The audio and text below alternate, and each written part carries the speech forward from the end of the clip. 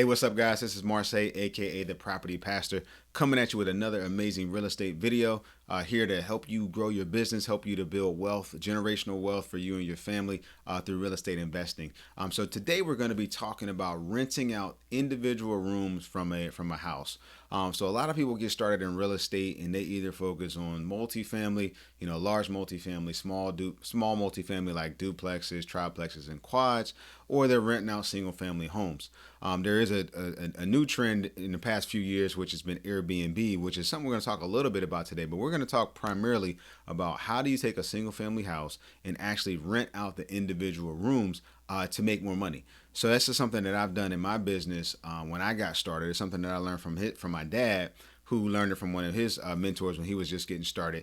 So I'm going to tell you guys a little bit about it because I think it's kind of a hidden gem, and it can help you with making more cash flow. But there are also some drawbacks. So I want you to look at this as this investment vehicle, recognizing some of the pros and some of the cons. So we're going to dig into it. But before we get started, I want to remind you guys to make sure you like and subscribe to this channel. Share this video to somebody who needs to hear it. They're getting started out in real estate. They're trying to build their portfolio.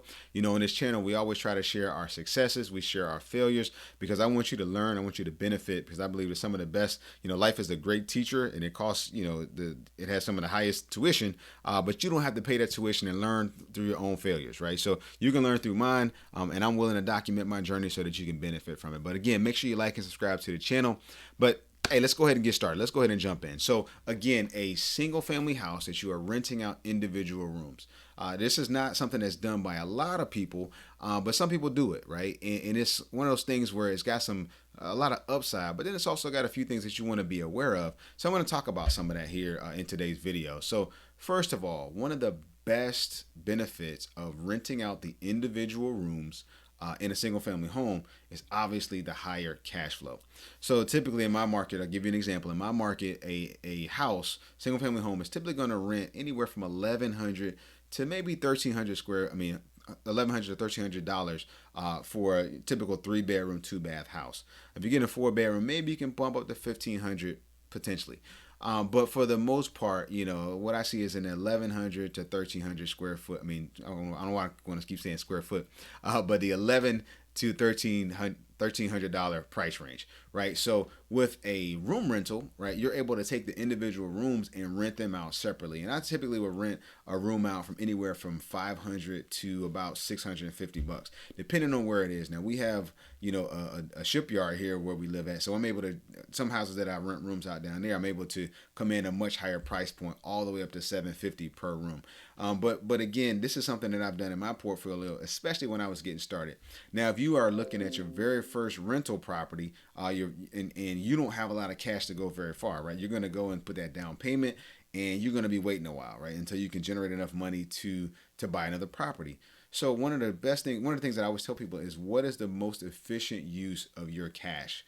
Right. So one of my favorite vehicles, my absolute favorite vehicle, the most efficient, is the Burr method. But I believe that if you're doing house hacks, or you're buying a single family house and you look at it as potential to rent the individual rooms out, that's something you might want to look at. So we're going to talk about that in today's video a bit. But again, the first benefit is the higher cash flow. So again, like I said, I can get 500 to 650 per room, right? So we're at a minimum clearing, grossing $2,000 a month compared to the 1,100 to 1,300. So we got a price point of $2,000 all the way up to maybe $2,400, depending on where that house actually is, depending on the kind of rent that I'm getting off of it. So that's a great benefit, right? But with it, right, there's some drawbacks. We're going to get into that in a minute. The other piece of it is that it's fairly easy to find tenants for these kind of rentals. The kind of tenant you're typically going to find is not going to be somebody who's looking to buy a house next year. Sometimes it's not even going to be somebody who's looking for an apartment. What I find is that there are a lot of people who are, they could be retired military, they could be an older veteran, they could just be a person who's single, right? Because it's a single family room. I don't rent to multiple people in a given room, but you may have a person who's just getting older and they don't need a lot of space. A lot of people are looking to downsize, right? And they just want a nice, quiet room that's clean, place that they can go in, have a place for themselves, and whatnot for an affordable price. So it's fairly easy to find tenants. Typically what I do is I use Zillow and apartments.com, all this kind of stuff, Room Finder, right? We just put free ads out there. Folks call, we put a sign in the yard, we get plenty of calls. And then we do referrals, right? So it's fairly easy to find tenants. The other piece of it that's a good benefit is that even though we're kind of treating it like small multifamily, you may or may not know, but small multifamily like duplexes, tris, and quads, they don't appreciate as fast or as good as single family homes. Single family houses are the easiest to move. They appreciate the best in any market, in most localities, right? So they appreciate at a much faster, much higher rate, or a significantly higher rate than small multifamily. So my portfolio is mixed between the two, but single family houses do appreciate. So here you're kind of getting the best of both worlds. You're kind of treating a single family house as a multifamily, but you're getting the benefit of appreciation, of a faster climate appreciation.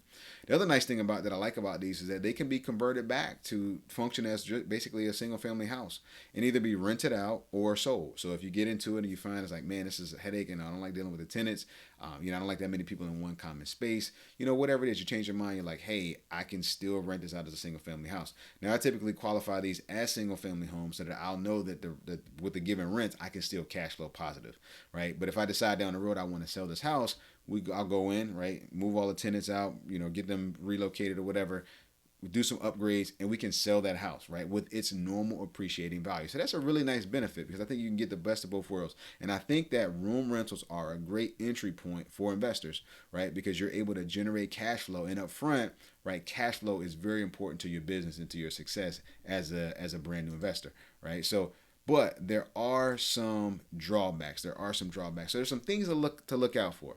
One of the things is the dynamics of the tenant base. Now, I typically like to have four bedroom homes that I do this in. Just makes it the most best use of my money.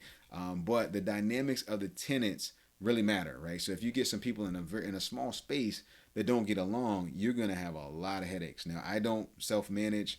I have a property manager who takes care of all of this, but his headaches, they can mount, if the tenants don't get along, and if you start the mix, you start getting, older group with a younger group, or folks who don't have the same views, folks who, somebody's attracted to somebody else or somebody's not attracted, you get a lot of different dynamics in those kind of spaces. But what I found though, in my experience, is that a lot of times a person will move in, and they tend to attract folks who are like them, right? Or they refer the place to their friends, which we like. We like to get a good tenant, and then they bring other friends in and whatnot, and they just occupy the space. But you gotta be careful about the dynamics of that space.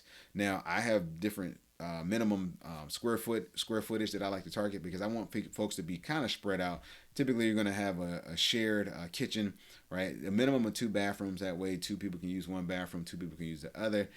So just kind of spreading people out so they're not, just on top of each other, right? But you got to be careful about the cleanliness of the property. You got to, your property managers got to go in and do inspections. You got to have house rules, right? We have different house rules because you got all these people using, refrigerator, common sink, all those kind of things. That can be a nightmare if you don't stay on top of it. So cleanliness is very important. And then in the day of COVID-19, right, all those people in a small space can be, can be dangerous, right? So that's just another thing to kind of keep in mind.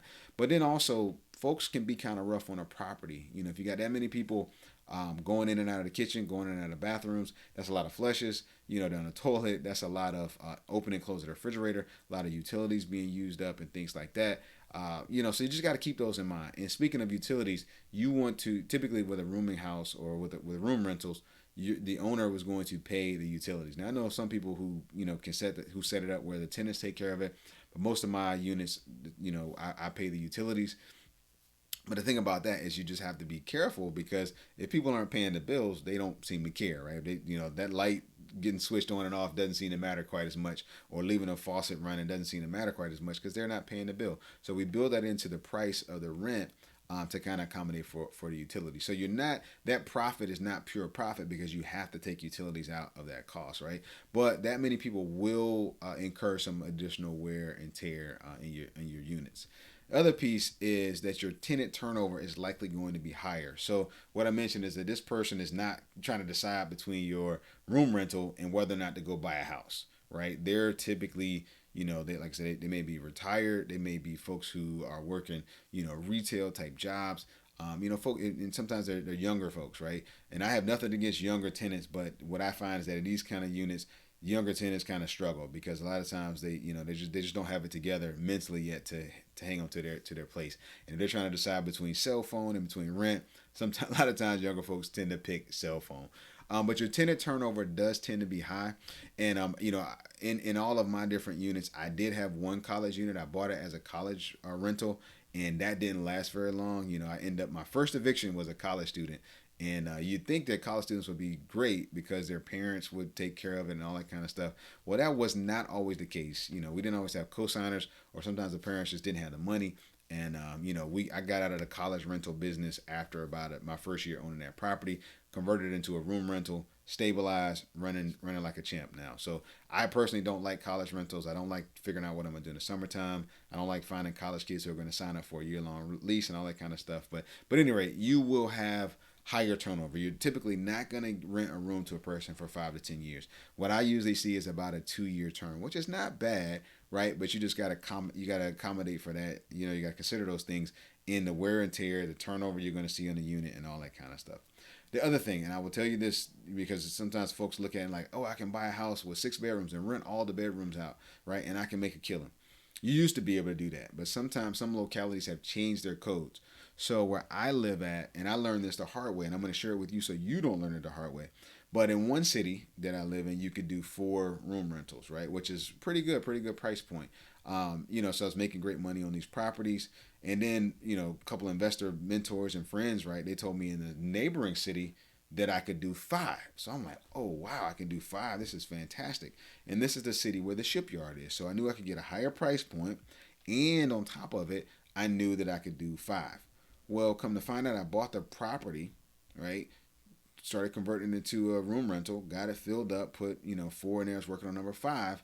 Got a call. Property manager gets a call from the city, right? And he didn't know, right? And the city said, hey, look, you can only have 3 people 3 unrelated people live in this house. And I'm like, oh my goodness. So that was a panic moment, freak out moment for me, right? Because I'm staring at a property where I'm worried about cash flowing negative.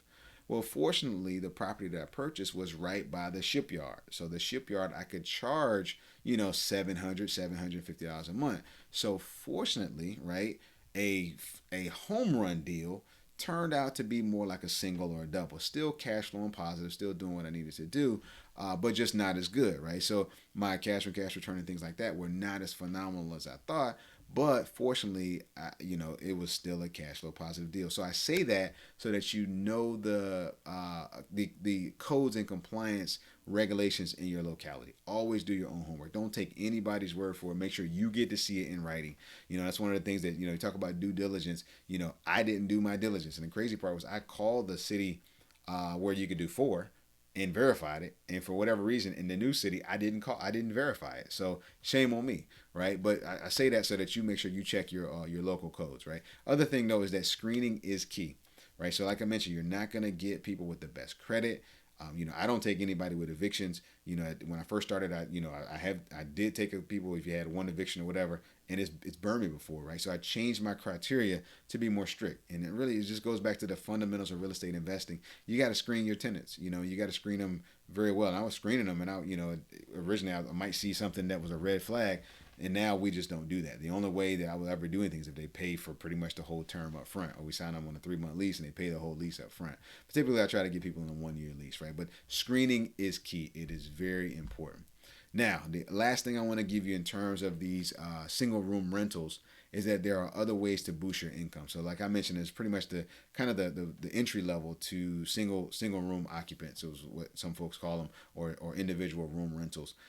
One way you can boost your rental is to consider Airbnb, right? So if you got a pretty nice property, and it's in good shape, it's in a great area, could be close to a hospital, could be in a tourist area. I live close to a beach.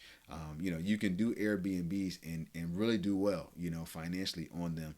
And it's something that I've considered, as a vehicle for myself. I haven't done any myself, but I do know some of my friends and mentors that do them and do very well on them. So consider Airbnb, right? For me, I like to have at least 4 bedrooms, even though I mentioned, I can only do 3 in one spot, but I like 4 bedrooms. So if you imagine an Airbnb, right, you're either renting out by the night or by the week, right? You're making a killing. The other thing is to consider like short-term rentals. Now, not necessarily like by the night, but you get people who may have a short-term stint at a hospital. They may be coming in for a short-term contract. And they need a place to stay. They don't want to sign an apartment lease. It's going to cost them a lot more money, right? But you can find folks and charge kind of a premium for that shorter lease, that 3 month, that 6 month type lease. The other thing is government programs. And I'm not talking about Section 8 because a lot of times Section 8 doesn't qualify for these individual rooms, but government programs can do very well in the individual rooms. So, for example, there are the VA program. VA, which is the Veterans Administration, they have programs where they place people, and you can actually set some of this stuff up where if you are housing, veterans who have different disabilities, you can actually contract someone to come in and prepare meals for them, right? And you can make the money from the additional voucher that they get because they typically get a pretty nice voucher. And then on top of it, there's a stipend for meals, right? So if you go and you find somebody who can prepare meals, come in once a day, right? You pay them this, that, and the third, and keep the place clean and whatnot. You can do really well. I've got a friend who does that, and he's knocking out the park. And I'm like, hey, you got to tell me how to do that. So, but again, that's another great way. But it's different things you have to apply for and get screened and qualify for and things like that. The other thing is for mentally disabled. Now, another one is group homes, right? So you got mentally disabled, which is kind of similar to the VA side where you're going to get a voucher for them, because they're disabled, they've got the mental disability, and then someone comes in and administers care, administers meals and things like that, and can do very well with that kind of investment. I have not personally done those. I do know a few people that do them as well, so those are just a few ways that you can add some additional revenue on what I consider to be a nice entry point. It's not something I'm going to build my whole portfolio on, but it's something that I got started with that I already knew. And my dad, that's how he did some of his mentor did some of his that way, and build great wealth that way. So again, there's still some nice benefits to these kind of investments. So this is something to consider. People are like, how do I, if I'm going to get a single family home and I'm going to be collecting $1,100 in rent, and I got a $700-800 mortgage payment, by the time I take care of property management, by the time I take care of maintenance and all that kind of stuff, there's $50 left, so it can take you, 125 years to build wealth that way. But this is a great entry point, and I wanted to share with you guys something that I use for myself. It's not my whole portfolio, but it's definitely something that's a good entry level starting to investing. So, hey, that's what we got for you guys. Thank you for tuning in to today's episode. If you got any questions, make sure you drop them in the comment section. Make sure you like and subscribe to this channel. We are bringing you great content every single week. I want to give you everything I got. I want to give to you guys. God bless you. Love you so very much. Can't wait to see you again. Take care. This is Marseille, aka the Property Pastor, signing out. God bless.